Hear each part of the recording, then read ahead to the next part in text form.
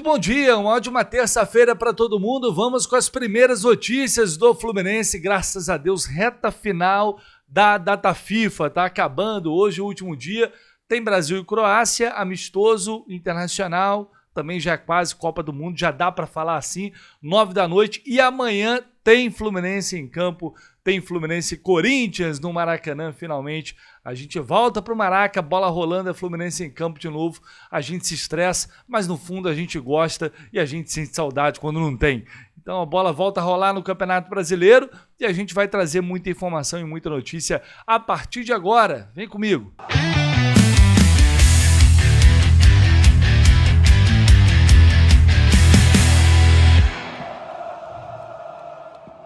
E você pode chegar já deixando aqui o seu like, se inscrevendo no canal, aquela coisa toda, você é de casa, já sabe, é só para não esquecer, mas você aí talvez esteja assistindo pela primeira vez o canal do Lessa, então se inscreva aí, não se esqueça, é muito importante, isso faz uma diferença enorme aqui para o nosso dia a dia, tá? Vamos falar de Fluminense, porque amanhã já temos a retomada do Campeonato Brasileiro. E dá para dizer que temos boas notícias, não necessariamente para o jogo desta quarta-feira, mas Facundo Bernal, que se lesionou recentemente, entrou já no período de transição, aliás, ele já está há alguns dias na transição para se recuperar da lesão do ligamento cruzado posterior do joelho direito. Ele inclusive já tem feito alguns trabalhos com bola, já com os companheiros ali, aquele trabalho de aquecimento mais leve, mas não chegou a fazer treinos inteiros, né? Participar ali da programação normal de todo o grupo. No entanto, está muito perto realmente disso. Acredito que para além dessa semana, talvez até o final de semana, o Bernal já esteja totalmente reintegrado ao grupo. E aí, quem sabe semana que vem, talvez a gente já pode falar em Facundo Bernal novamente à disposição do técnico Luiz Ubeldia, e tomara que isso aconteça o quanto antes e que ele volte muito bem, porque o Bernal, quando se lesionou, vivia exatamente a sua melhor fase, o seu melhor momento desde que ele chegou ao Fluminense. Então tomara que ele possa voltar e voltar bem, assim como ele já estava, porque sem dúvida alguma é uma peça importante para esse meio de campo, para essa rotação. A gente vai precisar agora, serão muitos jogos, não vai dar para jogar com um time só todas essas partidas, 18 confrontos em 2 meses, a gente vai precisar muito de jogador para esse setor e sem dúvida alguma o Bernal faz parte disso. Até porque se precisa de um jogador com essa característica, se não tem um Bernal, joga o Otávio, que é a outra opção para primeiro volante. Então tomara que, enfim, ele tenha uma plena recuperação e esteja aí novamente em breve já treinando e sendo relacionado pelo Zubeldia. Nonato também está perto de voltar, a gente não tem uma previsão exata ainda para o retorno dele, ele está um pouquinho atrasado nessa transição, é outro jogador que vem lidando com muitos problemas físicos neste início de 2026, também acaba sendo uma peça importante quando está bem, justamente para rotacionar o elenco, o grupo, num setor que é muito importante. Não dá para cravar que semana que vem ele já vai estar treinando ali com bola, mas está evoluindo bem, está se recuperando bem e em breve também vai ter condições de trabalhar novamente com o grupo. Por falar em meio de campo, por falar em volantes, ontem o Hércules concedeu uma entrevista ao Lance. Meu amigo Pedro Brandão fez uma boa entrevista com o Hércules, vou trazer um trechinho aqui, porque ele falou sobre como foi o processo de negociação com o Fluminense e revelou que estava acertado, praticamente já tinha tudo certo para ir jogar em outro clube do Nordeste. Qual clube seria esse? Eu arriscaria Bahia. Ele disse que estava tudo certo, não mencionou o nome, mas olha só o que ele disse aqui. Eu tinha proposta de outro clube do Nordeste, estava tudo certo. Aí meu empresário me ligou e me falou que o Fluminense entrou em contato com ele e ele queria saber se eu tinha interesse. E não pensei 2 vezes. Mano, eu quero ir para o Fluminense. No outro dia, ele falou que já estava tudo certo, que o Marcelo Paes tinha dado aval, a negociação foi muito rápida, ele me ligou à noite e no outro dia já me falou o dia de eu vir para cá me apresentar. Contei para minha família, eles ficaram muito felizes. Eu fiquei bastante feliz também na época, o Thiago Silva estava aqui. E eu só falava no Thiago Silva que eu assistia ele jogar, eu ia ver o Thiago Silva, irmão, falei, vou jogar com ele agora. Tudo era muito sonho, vir para cá, conhecer o Thiago Silva, o Ganso, eu conversava com meus amigos e falava muito do Ganso também. aí revelando detalhes da negociação. E ele também falou sobre a lesão que acabou o tirando dos jogos contra o Vasco na Copa do Brasil, que evidentemente foi um desfalque muito importante. O Hércules falou, ficar fora contra o Vasco, mesmo só assistindo o jogo, foi muito ruim. Sensação horrível, fiquei muito puto, muito bravo, porque eu não estava acreditando. Quando me machuquei, eu sabia que já tinha dado ruim. Quando eu fui para casa, não conseguia dormir, estava com muita dor, e pensei, vou fazer o exame amanhã e vai dar ruim. Fiz o exame, deu grau 3, só voltarei na próxima temporada, não tinha o que fazer, mesmo eu tratando em casa, voltei, ainda tive que tratar aqui quando me reapresentei. Ele e o Soteldo, né? Ele e o Soteldo se reapresentaram ainda no processo de recuperação de lesão. Mas o que importa é que o Hércules está bem, está retomando cada vez mais o ritmo de jogo, já retomou, né? Já está muito próximo daquilo que ele tem condições de render, daquilo que ele tem condições de jogar. É um dos jogadores mais importantes, sem dúvida alguma, deste grupo, e é um cara que tem um potencial enorme e, sem dúvida alguma, vai ser, mais uma vez, importantíssimo para esse 2026 do Flu. É um cara também que vale ficar aí alerta, porque no meio do ano, com janela, a chance de surgir proposta para ele também é relativamente alta, diria muito alta. É um dos jogadores que podem estar na mira do mercado. Enquanto isso não acontece, é problema para outra hora. Hércules voltou, demorou um pouquinho a engrenar, a entrar no ritmo dos demais, mas agora está aos poucos voltando a ser aquele Hércules que a gente conhece. Falei que tem seleção brasileira amanhã e lá na KTO, eu vou deixar um recadinho rápido aqui, porque tem novamente promoção lá na KTO, especificamente para esse jogo do Brasil, tá? O que você vai fazer? Tá vendo o link que tá aqui embaixo, na descrição do vídeo? Primeira coisa, se você não tem conta ainda na KTO, cara, dá essa moral aí. Só de você clicar aqui, criar a sua conta, significa muito pra gente, muito mesmo. Ah, Bolés, mas eu não vou apostar, não sei, não conheço, não ligo, não faz sentido eu criar a conta. Cara, se você puder criar, cria assim mesmo, porque de verdade isso dá uma moral. E claro, se você sentir à vontade, também faz o primeiro depósito, mas sempre lembrando, né? Nunca é demais lembrar. Não é para você fazer disso nada de renda extra, que vai se aposentar, que vai colocar dinheiro que você não pode perder, nada disso. É sempre com responsabilidade. É uma brincadeira, acima de tudo, que a gente faz aqui, claro, torcendo e tentando colocar, evidentemente, uma graninha no bolso. Hoje tem Brasil e Croácia, nos últimos jogos aí, antes da Copa do Mundo, e tem, mais uma vez, promoção de ganho aumentado, 25% de ganhos extras com a seleção brasileira. O que você tem que fazer? Vai no Jogo do Brasil ali, primeiro, aba promoções, ativou, vai lá, ativou promoção, 25%, ganhos extras, depois vai no Jogo do Brasil, tem que fazer 3 seleções no mínimo dentro do Jogo do Brasil, vai lá, faz 3 seleções, uma combinada ali de pelo menos odd de 3. Aí você vai poder selecionar a promoção que vai aparecer logo abaixo, e aí o valor máximo de aposta é de R$50 e o retorno máximo também de R$2.500, tá? É mais uma forma que a KTO tem de dar ali a possibilidade de um bom retorno, sem que você tenha que arriscar muito. Eu, por exemplo, coloquei vitória do Brasil com o gol da Croácia. Isso aqui já passou de odd de 3. Então, já é o suficiente. Vou ali, seleciono. É porque eu já usei no outro jogo, então não vai aparecer para mim aqui agora. Coloquei R$10 ali. Tá tudo bem tranquilo se o Brasil não ganhar também. Que eu sei que a chance é grande, mas para ficar uma odd maneira, fui lá e já coloquei direto vitória do Brasil. Você pode ir lá fazer o que você armar ali a sua combinada do jeito que você quiser. E se não quiser, a promoção também. Tem vários jogos hoje, muitos amistosos. Jogo decisivo da Itália, eliminatórias da Copa, eliminatórias europeias, jogos, os últimos classificados para a Copa do Mundo 2026. Então vai lá na KTO que o cardápio tá vasto, o link tá aqui embaixo. Bom, vou trazer aqui agora uma declaração do Luiz Henrique que gerou muita repercussão ontem nas redes sociais, não só de torcedores do Fluminense, mas do Botafogo, onde ele jogou recentemente, do próprio rival, o Flamengo, outros clubes também falando, porque ele foi questionado sobre a possibilidade de jogar no Flamengo. Ou se no Rio de Janeiro o coração dele é do Fluminense, é do Botafogo. Antes disso, eu vou trazer uma declaração que ele deu ao UOL, antes dele falar sobre essa situação específica do Flamengo. Olha o que ele disse. Eu comecei a jogar futebol com 8 anos de idade, numa escolinha, depois com 11 eu fui pro Fluminense, e o Fluminense foi o clube que abriu as portas para mim, sabe? Foi o clube que me revelou pro futebol, pro mundo. Então eu também devo tudo ao Fluminense, que foi um clube que me ajudou desde os 11 anos de idade, então sempre também vai estar no meu coração. Eu sempre vou estar agradecido, porque foi um clube ali que eu me dediquei bastante e o clube se dedicou bastante por mim, então não tem por que eu não tenho todo o meu carinho por eles, porque foi um clube que, como eu falei, que me revelou para o mundo desde os 11 anos de idade.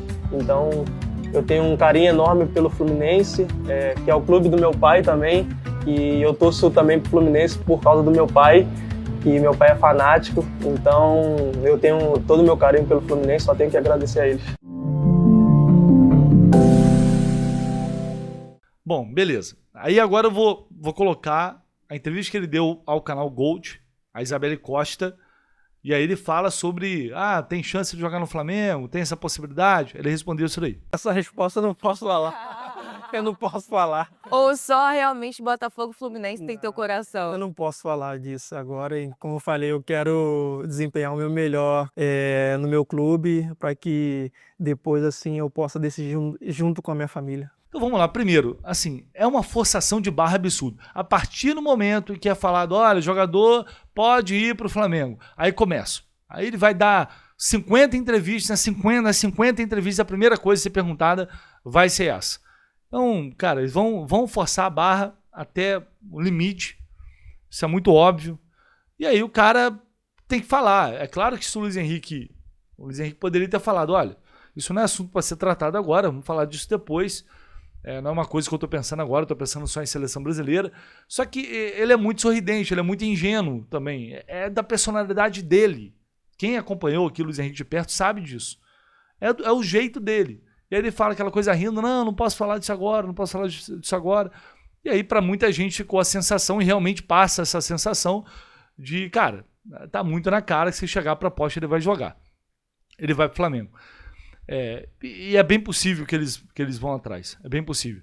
Lá atrás, antes dele vir para o Botafogo, quando o Fluminense tentou ainda ali de alguma forma contratar, e aí naquela negociação, o Flamengo foi lá, o Marcos Bares foi lá atrás dele, e naquele momento ele não queria de jeito nenhum jogar no Flamengo, né, por causa da relação com o Fluminense. Ele queria vir para o Fluminense, queria voltar para o Fluminense, só que o Fluminense foi lá e ofereceu 7 milhões de euros. Aí é piada, né? Enfim, aí depois ele foi parar no Botafogo, deu no que deu, porque o Textor foi lá atrás dele também.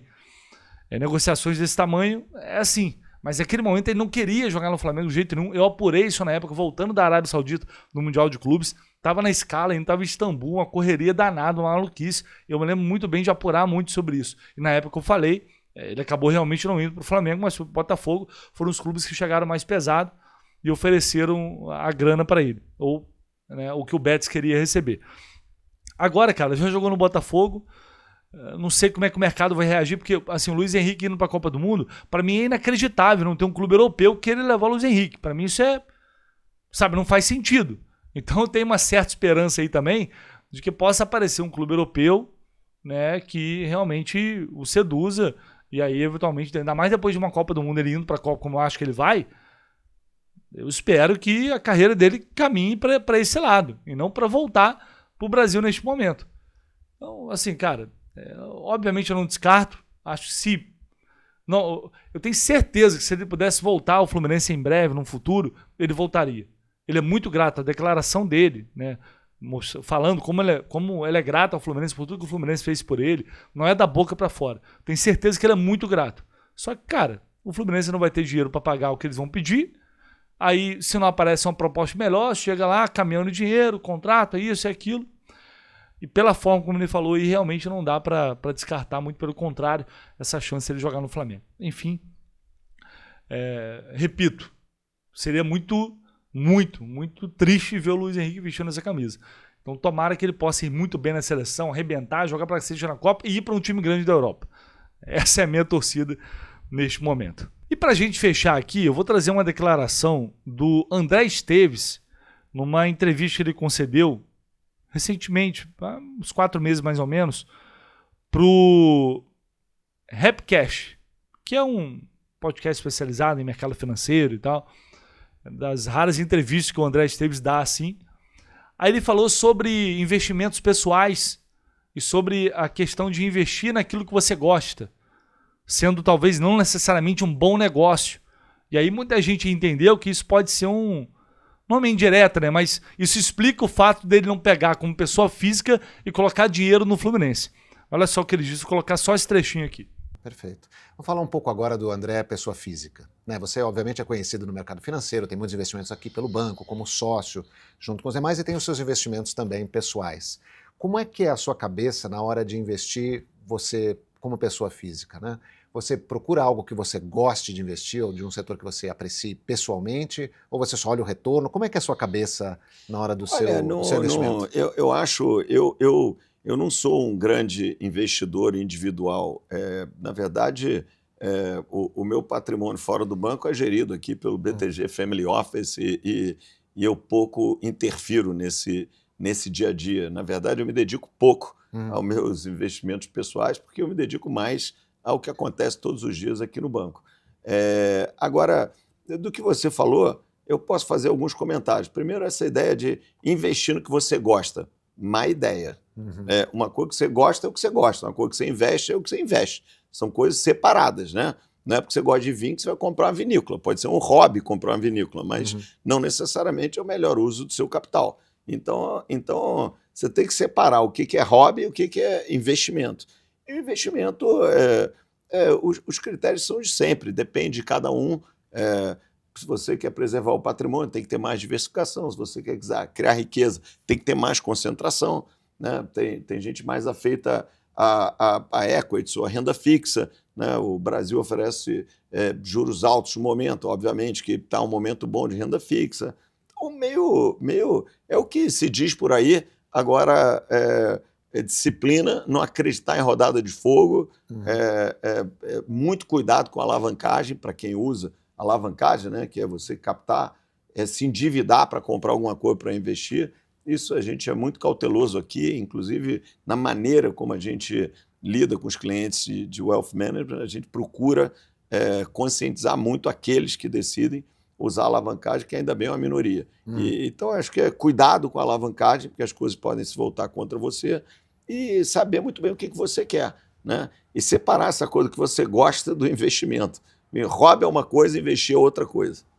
Assim, cara, na boa, eu acho que isso aí exemplifica bastante, ou explica bastante, o fato de ele não se envolver como pessoa física, por exemplo, nessa operação na SAF, onde investidores fazem parte de um fundo, do qual o BTG capitaneou toda essa busca, justamente por esses investidores, mesmo ele sendo o presidente do banco, e uma das pessoas mais ricas do mundo, ele opta por não colocar dinheiro do próprio bolso. Gente, ele é um dos principais bilionários do Brasil. A fortuna dele já está em 20 bilhões de dólares. 20 bilhões de dólares. Se ele pega o investimento inicial da SAF, o que? Estão prometendo 6... Vamos pegar o investimento total da SAF em 10 anos. 6 bilhões de reais para o que prometeram, né? Em 10 anos.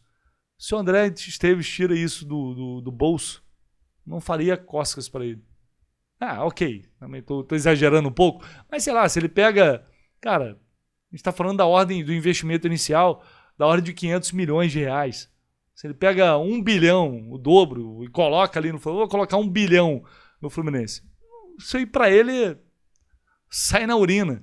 Então, assim, é um cara que claramente não vê com bons olhos investir em algo que talvez ele não acredite que dê tanto retorno, porque o futebol realmente tem um custo operacional enorme, tem um risco também enorme, e ele acha que não é saudável misturar as coisas. Acho que essa declaração explica bem isso. Só que aí, por outro lado, a gente acaba ficando com raiva, porque é uma SAF que assumiu o futebol do Fluminense, pagando um valor que, para mim, é um valor muito baixo inicial.